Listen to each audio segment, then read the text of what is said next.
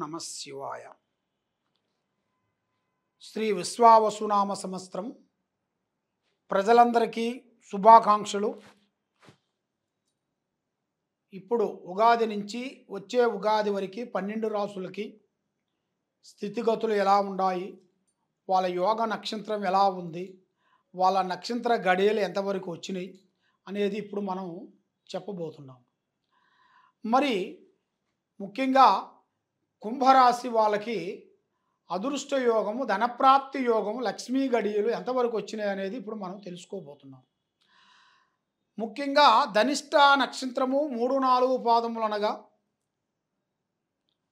శతాభిష నక్షత్రము 1, 2, 3, 4 పాదాలు కలిస్తేనే, మరి పూర్వభద్ర నక్షత్రము 1, 2, 3 పాదములు కలిస్తేనే కుంభరాశి ఫలితాలు. ఈ కుంభరాశిలో ఉండవలసిన వాళ్ళకి అదృష్ట యోగము, ధనప్రాప్తి యోగము, లక్ష్మీ యోగం. మరి ఆదాయంలో చూసుకుంటే 8, ఖర్చులో చూస్తే 14, రాజపూజిత 7, అవమానాలు 5. మరి ఈ జాతకములో ఉండవలసిన వాళ్ళందరికీ అదృష్ట గడియలు, లక్ష్మీ గడియలు. మరి ఈ కుంభరాశిలో ఉండవలసిన వాళ్ళకి చిన్న వయసు నుంచి కష్టపడుకుంటూ కుటుంబ బాధ్యతలన్నీ ఈపు మీద వేసుకొని కుటుంబాన్ని గురించి సర్వాన్ని పోరాటం చేసుకుంటూ వాళ్ళ ఆశలు మొత్తం వదులుకొని వాళ్ళకి కళ్యాణం కూడా కాకోకుండా కుటుంబాన్ని డెవలప్మెంట్ చేయాలి, కుటుంబాన్ని బాగు చేయాలని ఆడవాళ్ళ నుంచి మగవాళ్ళ వరకు చాలామంది వరకు జనాలు పోరాటం చేస్తుంటారు. వీళ్ళకి ముఖ్యంగా ధనప్రాప్తి యోగంలో చూసుకుంటే చాలా వరకు కష్టాలే కానీ అభివృద్ధిగా పెద్దగా వచ్చింది పెద్దగా ఏం కనపడతలేదు. కాబట్టి వీళ్ళకి ఎన్నో రోజుల నుంచి ఉండాల్సిన శని ప్రభావం అనేది తొలుగుతుంది. ఏలునాటి శని అనేది ఈ కుంభరాశిలో నుంచి మీనరాశిలోకి వెళ్తుంది. మరి ఈ కుంభరాశిలో నుంచి మీనరాశిలోకి వెళ్ళిన కానించి వీళ్ళకి అద్భుతమైన విజయాలు, అద్భుతమైన పనులు, అద్భుతమైన కళ్యాణము, అద్భుతమైన ఉద్యోగాలు రాబోతున్నాయి. మరి ఇలా జాతక యోగ నక్షత్రంలో చూసుకుంటే మరి ఏ కార్యక్రమం చేయాలనుకున్నా చేతికాడికి వస్తాయి, నోటికి అందుకోకుండా పోతుంటాయి. ఇస్తా అంటారు, ఈకోకుండా పోతుంటారు. రుణ బాధలు ఎక్కువగా కనబడుతున్నాయి. వీళ్ళ చేతికుంట 10 రూపాయలు అప్పిచ్చారనుకోండి, ఇచ్చేటప్పుడు సంతోషంగా నవ్వుకుంటూ ఇస్తారు, మళ్ళా తిరిగి వచ్చేటప్పుడు కెటకెట అవుతుంటాయి. అంటే గొడవలు, సమస్యలు, ఇబ్బందులు అవుతుంటాయి. మరి ఈ రాశిలో ఉండవలసిన వాళ్ళకి వ్యాపారంలో కానీ ఉద్యోగంలో కానీ కొంత డెవలప్మెంట్ కావాల్సినవి, పెద్ద పెద్ద కార్యక్రమాలు పూర్తి చేయాల్సినవి, మరి ఎన్నో రోజుల నుంచి రావాల్సిన కొన్ని పనులు బ్రేక్ కావటం అలాంటివి కానీ వీళ్ళకు ఒక మంచి టయాలు అనేది దగ్గరలోనే ఉన్నాయి. మరి విద్యా విధానాల్లో చూసుకుంటే విదేశాల ప్రయాణాలకు వెళ్ళి విద్యలో మంచి అభివృద్ధిగా సాధించి మంచిగా అభివృద్ధిగా కావలసిన యోగాలు కనబడుతున్నాయి. మరి వీళ్ళకి కళ్యాణ గడియ అనగా పెళ్ళిళ్ళు. మరి వీళ్ళు ఎన్నో విధానాలుగా ప్రేమిస్తారు. ఆ ప్రేమించిన వీళ్ళకి విప్లవం అయిపోతుంటాయి, అంటే బ్రేక్ అయిపోతుంటాయి. మరి ఆడవాళ్ళని మగవాళ్ళు, మగవాళ్ళ నుంచి ఆడవాళ్ళని ప్రేమిస్తుంటారు కానీ ఎవరిని ప్రేమించినా కూడా దాంట్లో వీళ్ళకి బ్రేక్ కావటం, దానివల్ల మనశ్శాంతి లేకోకుండా ఉండటం, పెద్దవాళ్ళు ఏదో ఒకటి పెళ్లి చేసిన దానివల్ల మళ్ళీ కష్టాలు బాధలు పడుకుంటూ వాళ్ళిద్దరి మధ్యలో గొడవలు చేసుకుంటూ భార్యాభర్తల మధ్యలో, అంటే ముఖ్యంగా వైవాహిక జీవితం గురించి బాధపడుతుంటారు. మరి ఈ వైవాహిక జీవితంలో భార్య మాట భర్త, భర్త మాట భార్య వినకోకుండా ఎన్నో విధానాలుగా సతమతం అయిపోయి ఎన్నో విధానాలుగా బాధలు పడుకుంటూ కుటుంబాన్ని ముందుకు తేకోకుండా కొన్ని బ్రేకులతో సతమతం అయిపోతుంటారు. మరి ఈ రాశి వాళ్ళకి నరఘోష ఎక్కువగా కనపడుతుంది, అంటే ప్రజా దిష్టి. బాగున్నారు కాబట్టి వీళ్ళు ఉన్నా లేకపోయినా కూడా ఇలా డ్రెస్సింగ్ కానీ, ఇలా విధానం కానీ, ఇలా స్టైల్ కానీ, ఇలా మాట కానీ, ఇలా విధానం కానీ అదొక విధంగా ఉంటుంది. వీళ్ళతో ఎదుటివాడు మాట్లాడారని అనుకోండి ఐసైపోతారు. ఎందుకంటే అలాంటి మనస్తత్వం గలవాళ్ళు, నిండుకుండా హృదయం గలవాళ్ళు. అంటే ఇలా ఉన్నది ఇలా లేదు అంటూ బాధపడే మనస్తత్వం కాదు. ఏదైనా ఏ విషయమైనా కానీ ఏదైనా కానీ అమ్మవారు దయ వలన అన్ని విధానాలుగా విజయవంతమయ్యే మార్గాలు ఇలా కనబడుతున్నాయి. కానీ ఆరోగ్యపరంగా కొంచెం ప్రాబ్లాలు కనబడుతున్నాయి. హెల్త్ పరంగా చాలా వరకు సమస్యలు ఎదురవుతున్నాయి.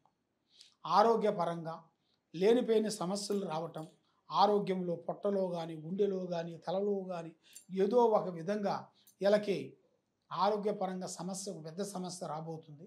మరి ఆ సమస్య వస్తుందా అంటే దానికి మనం కొన్ని మార్గాలు చేయాలి, కొన్ని పూజలు చేయాలి, కొన్ని వ్రతాలు చేయాలి, కొన్ని యోగాలు చేయాలి, కొన్ని వ్రతాలు చేయాలి.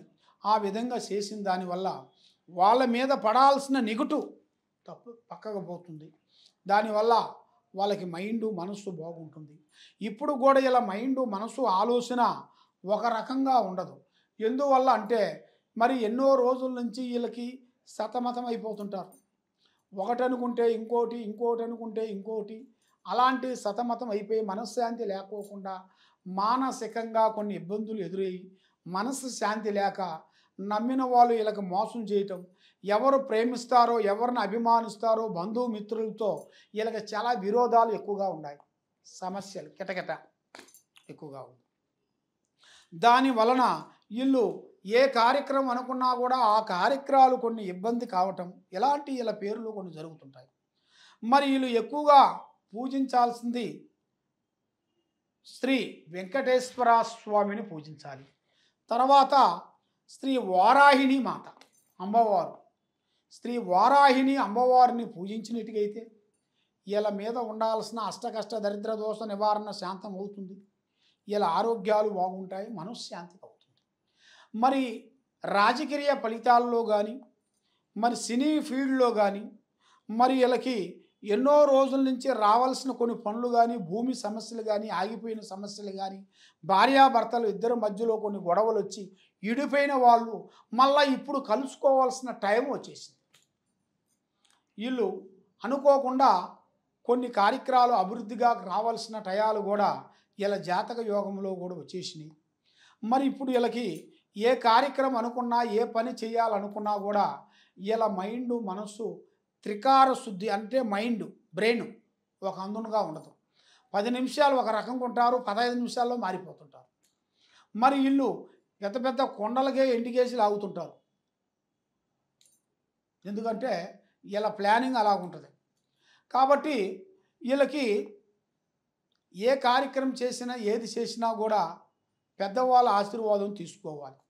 పెద్దవాళ్ళ ఆశీర్వాదం తీసుకోకుండా నేను ఎక్కిన గుర్రానికి 3 కాళ్ళు అన్నారు అనుకోండి, గుర్రానికి 4వ కాలు కూడా ఉంటుంది, 4 కాళ్ళు ఉంటాయి. అది ఆ విధంగా మనం అర్థం చేసుకోవాలి. పెద్దవాళ్ళ మాట వినాలి, పెద్దవాళ్ళ అనుగ్రహం తీసుకోవాలి, వృద్ధుల్ని గౌరవించాలి. మీరు ఏ కార్యక్రమం చేసినా కొన్ని జాగ్రత్తలు పడాలి. మరి ఈ సంవత్సరంలో వీళ్ళకి వ్యవసాయంలో కూడా కొంత పంట నష్టం కూడా కొంచెం వచ్చే మార్గాలు కూడా కొన్ని కనబడుతున్నాయి.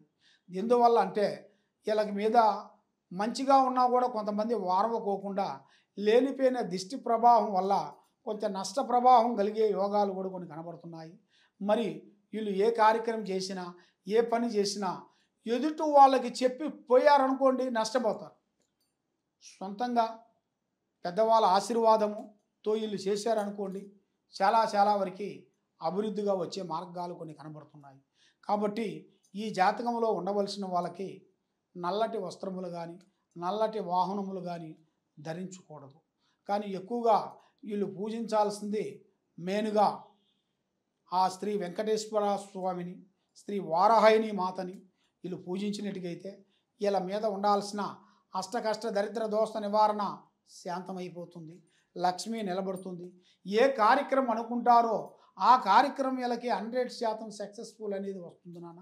కాబట్టి వీళ్ళకి ముఖ్యంగా నమ్మక ద్రోహం అనేది ఎక్కువగా కనబడుతుంది. అంటే బంధుమిత్రులతో స్నేహితులతో నమ్మక ద్రోహం అనేది ఎక్కువగా జరుగుతుంటుంది. కాబట్టి ప్రజలు ఇప్పుడు ఒక రకంగా లేరు. ఇంతకుముందు ప్రజలు మనం బాగుండాలని మనం కోరుకున్నాం అనుకోండి, వాళ్ళు కూడా మనం బాగుండాలని కోరుకుంటారు. ఇప్పుడున్న ప్రజలు అలా కాదు కదా. మంచి చేస్తేనే మనం మంచి పని చేసామనుకోండి, మంచి చేశారనేది మనం కొంచెం ఆలోచిస్తారు. మనం మంచి చేయకోకుండా మామూలుగా ఉన్నామనుకోండి, మన గురించి వాళ్ళు తాడు పేరుతుంటారు, అంటే చెడుగా ఆలోచిస్తుంటారు. కాబట్టి పెడితేనే పెళ్ళి, పెట్టకపోతే సాగు. ఆ విధంగా కొన్ని సమస్యలు ఎదురే మార్గాలు ఉన్నాయి ప్రజల వల్ల. మీరు కొంత జాగ్రత్త పడాలి. కొన్ని మీ చేతుకుంట అన్నదానం చేయాలి, వృద్ధుల్ని ప్రేమించాలి. మీరు శుక్రవారం మంగళవారం రోజున మీ చేతుకుంట కొన్ని ధాన్యములు కానీ, కొన్ని వస్త్రములు కానీ, వస్త్రములు అంటే బట్టలు మీరు మీ చేతుకుంట కొంతమందికి చేయాలి. దానం చేసిన దాని వలన మీకు అన్నీ కలిసి వస్తాయి, మనస్సు బాగుంటుంది, లక్ష్మి నిలబడుతుంది. ఏ కార్యక్రమం చేయాలనుకుంటారో ఆ కార్యక్రమం మీకు విజయవంతం అయ్యే టయాలు కూడా మీకు అతి దగ్గరలోనే వచ్చేసినాయి.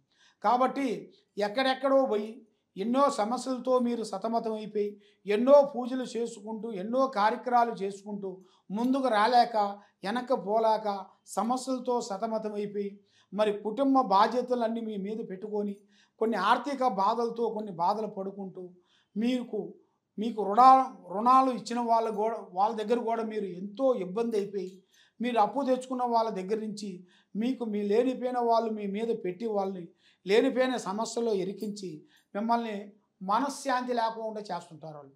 అందువల్ల ఎక్కడెక్కడో వెళ్ళి మీరు ఇబ్బంది పడుతున్నారా, ఈ కింద ఉండాల్సిన నెంబర్కి మీరు సంప్రదించినట్టుకైతే మీ పేరుని బట్టి, మీ సమయాన్ని బట్టి, మీ ఇంట్లో ఏముంది, మీ ఒంట్లో ఏముంది, మీరు చేసే ఆఫీసులో ఏముంది, మీరు చేసే కార్యక్రమాలకి ఏ విధంగా పోతే ఏ విధంగా మీకు మంచి జరుగుతుందా అనేది జాతక బల చక్రం వేసి మేము చూసి చెప్పగలుగుతాము.